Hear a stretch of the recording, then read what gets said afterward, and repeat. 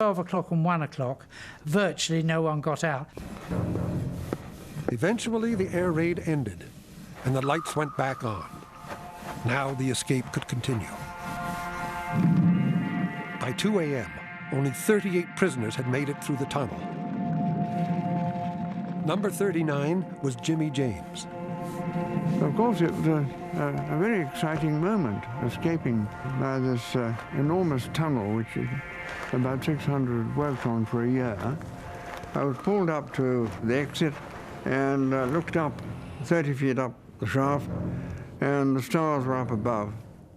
But with all the delays, progress was much slower than anticipated. Fewer than a dozen men per hour were making it through the tunnel. A man rides the rail trolley. At 5 a.m., after a mix-up with the rope signal, the 77th man emerging from the tunnel was spotted by a guard. Ken Reese, who was next in line to escape, heard it all from the bottom of the exit shaft. I heard the shot and realized straight away what had happened. So I backed up very quickly. By this time, the trolleys were forgotten, as it were. So we were left with just a case of crawling back. At the time, it sounds silly, I suppose now, I was afraid that perhaps a German would come down the tunnel and shoot up the tunnel. And I didn't feel I wanted another bullet at that end. Ken Reese was the last man to make it back. The last man in Tunnel Harry. Back in the hut, the men were frantically hiding the evidence. The guards were on their way, and no one wanted to be caught with fake passes and other contraband. We started a number of bonfires, and in the hut there were small bonfires going on with chaps burning up maps and diagrams and money and documents. It was only a matter of 2 or 3 minutes, but by the time the Germans got in, a lot of it was charred. Alan Bryant. I have never seen men so annoyed. They were absolutely livid, livid. It was quite obvious that it was a big escape, and the Germans discovered to their horror that 76 people had disappeared, and then all hell was let loose. Everyone caught was put in solitary confinement, including Ken Reese. We were bitterly disappointed after all the work. Foolishly enough, we thought, this is our chance to get home. And I think the reaction of most of us caught was, we got so close to freedom, we weren't going to get back home, but so close to a few days out in the open, and we've lost it. Now a man runs with a knapsack. Wearing civilian clothing, many of the 76 men who had made it out were on their way to local railway stations, hoping to catch trains across Europe. Each escape party was led by a fluent German speaker who would do all the talking if they needed to buy tickets or show their identity cards. Jimmy James was heading for the village of Cheesdorf with a group of 12 other escapees. Now the silver-haired veteran Jimmy James walks through tall grass, scanning the remains of an old railroad track. This must be the old platform, I don't know. Remarkably, no one recognized Jimmy's party as escaped prisoners, and they were able to buy 12 train tickets. In short order, they were en route for Czechoslovakia. Meanwhile, the Germans had mounted a massive search. Jonathan Vance. Every auxiliary soldier, every auxiliary policeman was mobilized in the camp area. So probably within 24 hours of the tunnel being discovered, there were perhaps 60 or 70,000 extra troops who had been brought on board and were around the camp, beating through the forests, looking in the bushes, trying to find these 76 airmen. But the escaped prisoners traveling by train were already long gone, fanning out across German territory. Jimmy James's party made it as far as the Czech border, where they were arrested and thrown into cells. Jimmy was separated from his group and handed over to the SS, who drove him to a different camp. The SS officer told me to get out. He said, Herr James, this is a nice place. You will not escape from here. And I came face to face with our senior British officer on the escape. And I said, hello, sir, where are we? In Colditz? He said, no. He said, this is Sachsenhausen concentration camp. The only way out of here is up the chimney. Against incredible odds, Jimmy managed to tunnel out of the concentration camp. he was recaptured after 14 days on the run and remained a prisoner until the end of the war. Just 3 of the great escapers reached freedom. Norwegians Per Bergslund and Jan Müller stowed away on a freighter to Sweden, while Dutchman Bob van der Stok traveled by train and foot to Gibraltar. Everyone else was rounded up by the Germans within 2 weeks. They assumed they'd be reunited with their friends back at Stalag Luft 3, since the Geneva Convention forbids harming escaped prisoners. But a terrible war crime was about to be committed.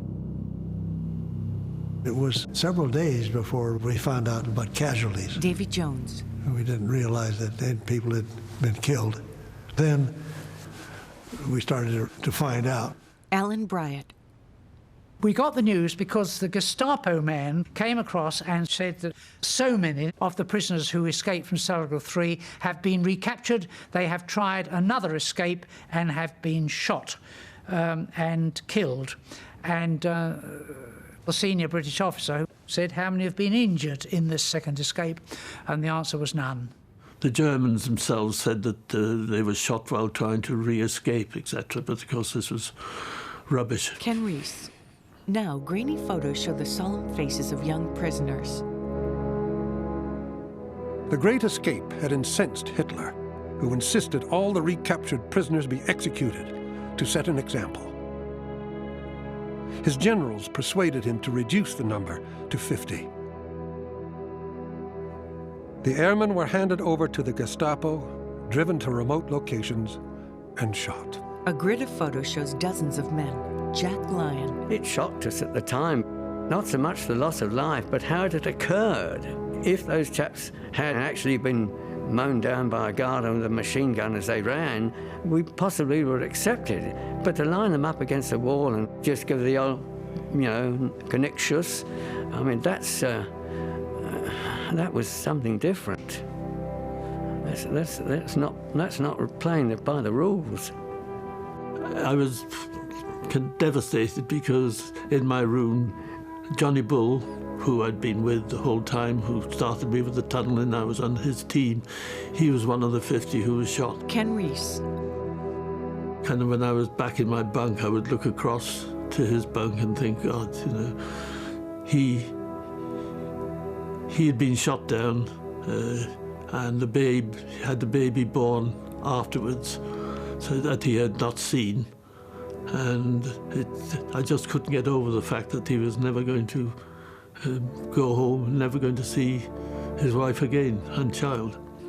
Now, former prisoners Jimmy James, Charles Hupert, and Davy Jones walk slowly up a leaf-strewn path, peering into a grove of trees. After the war, most of the Gestapo agents responsible for these murders were hunted down to face war crime tribunals. The 3 men approach a monument. The Luftwaffe colonel at Stalag Luft 3 was so appalled by the action of the Gestapo that he allowed the prisoners to build a memorial to the 50 outside the camp. The 3 veterans stare at an inscription that reads, "Erected by the prisoners of war of the Allied Air Forces in honored memory of their comrades who died at Stalag Luft 3 during the war, AD 1939-2. On the memorial, the end date is left uninscribed. Now, the men approach a long stone altar where 3 weathered plaques list the names of flight lieutenants. The veterans point out names on the monument. Rogers, up there, 4th one down on the left. Yeah. But B. Green's here, within 6. Yeah, she's there. There's Kirby's. Valenta, Yeah, she's a Czech. Stour, and William. We were outraged and, of course, saddened. And some people he knew quite well. They're my roommate. Davy Jones turns away from the monument while the others continue to study it, their brows pinched. Coming back and actually looking at it, you look at those names and think you knew them all, and you think, well, why isn't my name up there as well? It's just luck, fortune of war. Simple etched crosses accompany the names, and leafy green trees frame the stone memorial.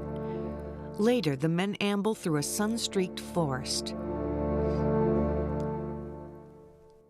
From the memorial, The veterans return to get one final look at the tunnel. At the site, 2 men crouch near the entrance. Even with a support frame, it has become too dangerous to dig on any further. The archaeologists decide to call off the excavation and refill the hole. Battlefield archaeologist Peter Doyle. You've got to treat these things with respect. These things can collapse any time, crush the timbers and collapse on the men, and it would be incredibly difficult to get anybody who's digging a tunnel out of here. Tunnels are scary things, and when you do them in sand, they can be really scary. I was scared out here working in the open with sky over me, and for them to do that with 30 feet of sand above them, you come away with a lot of respect for those guys. Larry Babbitts. Now the backhoe transfers sand back into the hole. For archaeologists and veterans alike, this dig has reminded everyone of the incredible achievement of the Great Escape. Charles Houpert. I never thought in my lifetime I'd ever get to see something like this. Davy Jones shakes his head. I poo-pooed the thing until yesterday. I didn't believe it until I saw it. 60 years after the most famous escape in history, the remains of the last tunnel would be buried forever. Our beds were like shelves. They're between each post. 3 snowing for days. At night, the temperature was down around 0, and it was below freezing during the day. And we marched out, it was 10 degrees Fahrenheit. We just got rooted out about 2 or 3 o'clock in the morning, and told us to be shifting and to take what we could carry. And of course, it was snowing. Everyone grabbed what they could, tried to make sleds. And they took us through the warehouse area where the Red Cross parcels were stored, and we could take as many of the Red Cross parcels as we thought we could handle. Of course, everybody took more than they could handle.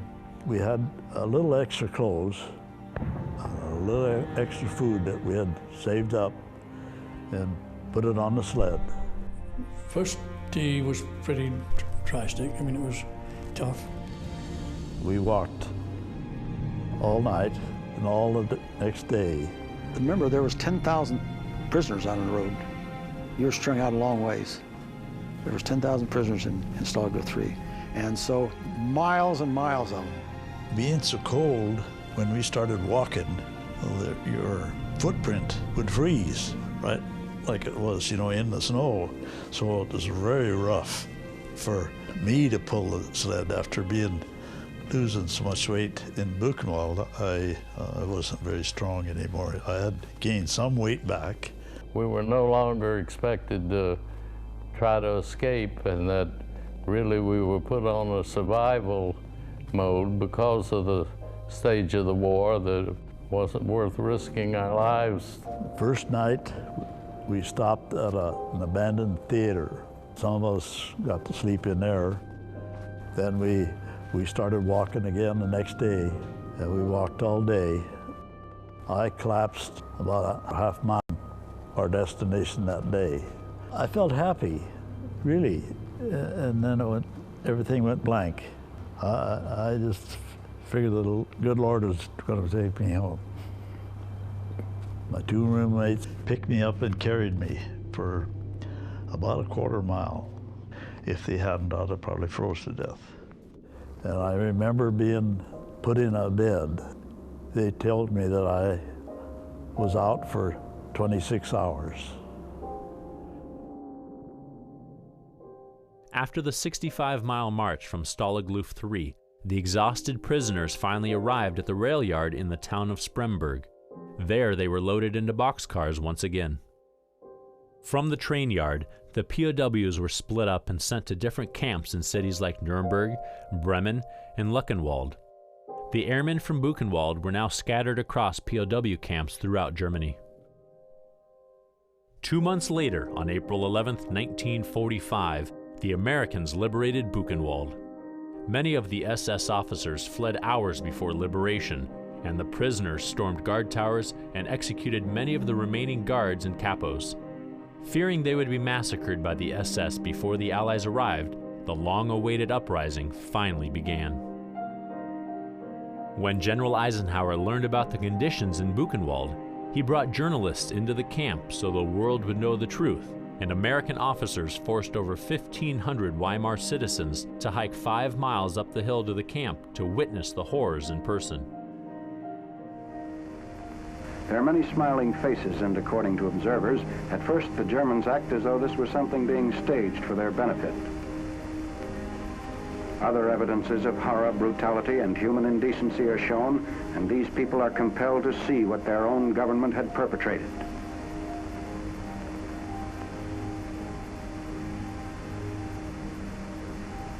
Correspondents assigned to the Buchenwald story have given wide notice to the well-fed, well-dressed appearance of the German civilian population of the Weimar area. After the war, word would spread about other Allied prisoners held in concentration camps. In one case, 350 American POWs, mostly Jewish, were taken out of a POW camp and sent to work in the mines at Berga. 70 of them died. There is also the case of Allied officers who were sent to the Mauthausen concentration camp. In October '44, I was the first Allied officer to drop into Austria.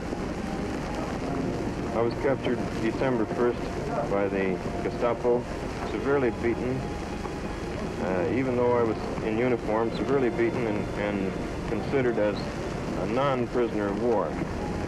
I was taken to this Mauthausen concentration lager, an extermination camp, the worst in Germany. 2 American officers at least have been executed here.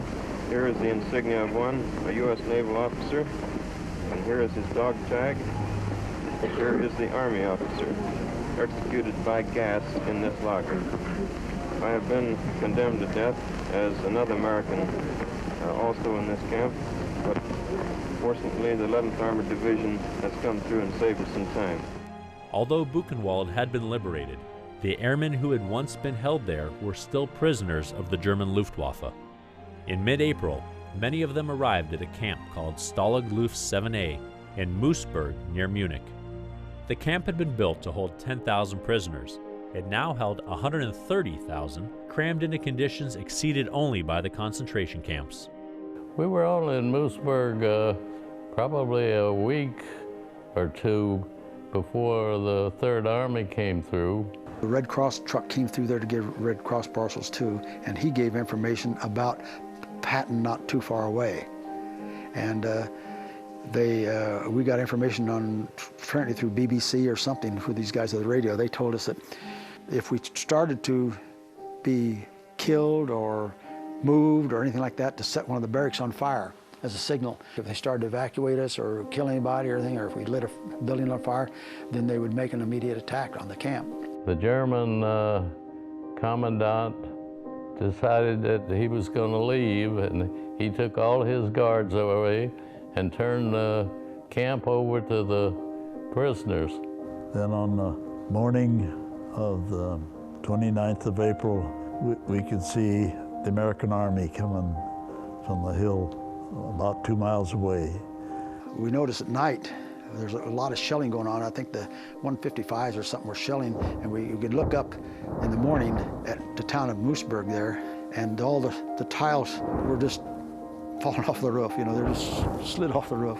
There was a lot of gunfire coming from this church steeple, which we could see from where we were, and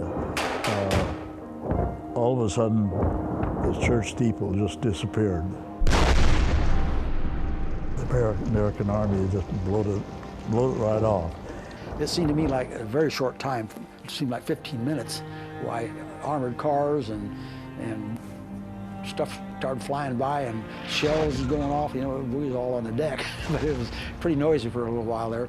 After jumping from their burning aircrafts, hiding with the French resistance, their betrayal to the Gestapo, the isolation of Friends Prison, the 5-day boxcar journey, the hell of Buchenwald, and the death march into the German winter, the airmen wondered if liberation was finally at hand.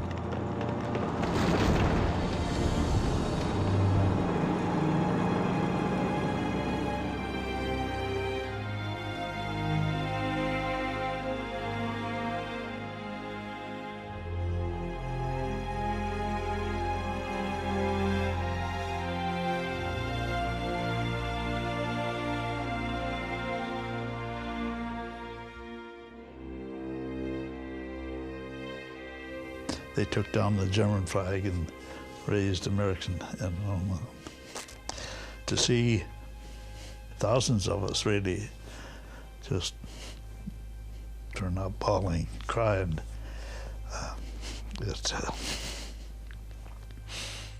About 5 minutes later, I don't think it was over that much, here come Patton riding in his Jeep with his chrome-plated helmet and his six-shooters in his hip.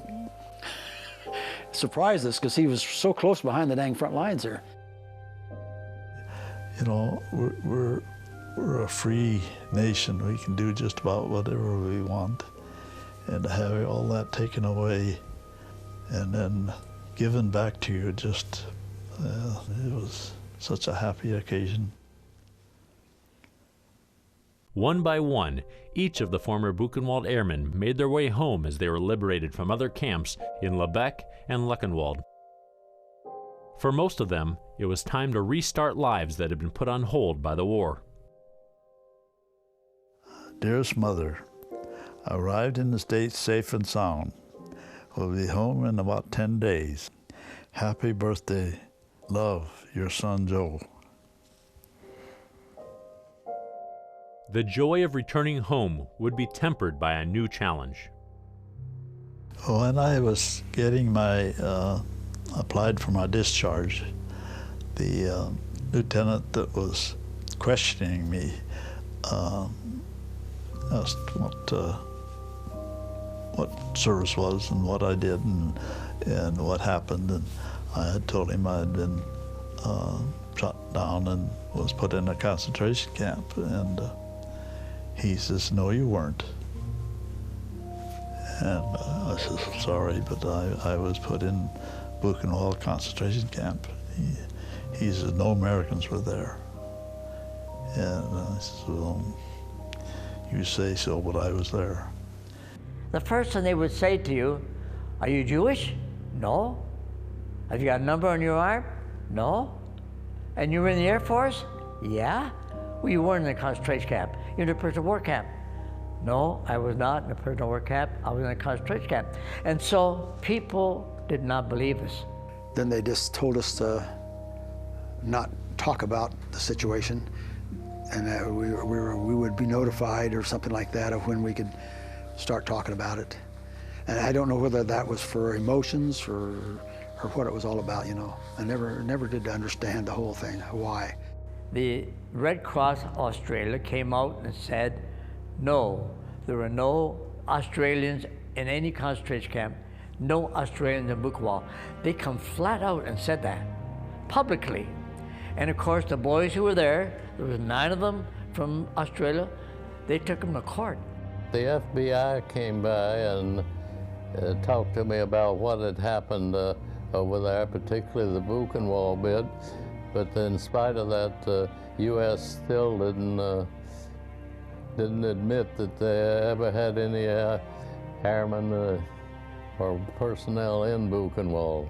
I think it was the people who were at that stage were going to negotiate peace and one thing and another. And the idea was that they were negotiating certain things and concessions of the Germans to admit certain things, and they weren't supposed to stir them up to say, we know that there were Allied forces in concentration camps and stuff like that. I don't know. I heard these as rumors. 2 months after I got back, my uncle asked me to speak to the Lions Club. And I said, okay, I did. And on the way out, 4 gentlemen were walking ahead of me, and one of them I heard say that he didn't believe a word I said. And I don't know, it just hit me, and if they aren't going to believe what I say, I won't say anything. So that's what happened for almost 40 years. And so for many, many, many months, which turned into years, we didn't talk about our experience at all to anybody. We kept it to our hearts. The only ones who kind of had faith in us was our immediate family. Some members of the group also had a score to settle back in Europe. I was in contact with the French, and they hadn't captured the guy that turned me in at that time. So I took the first opportunity to get back to Europe, so maybe I could help in finding him. Easy Freeman returned to Paris as a counterintelligence officer. The Americans and French were searching for Jacques de Soubry, the infiltrator in Paris who had betrayed as many as 1,500 people to the Nazis, many of whom were never seen again. Was in contact with the people in Berlin who were going through all the German party records and other records there, and the Germans had very good records. And I think that's where the French got the lead that led them to his capture and arrest in Denmark. But he was imprisoned in Friends, which I went by every day on the way to the base.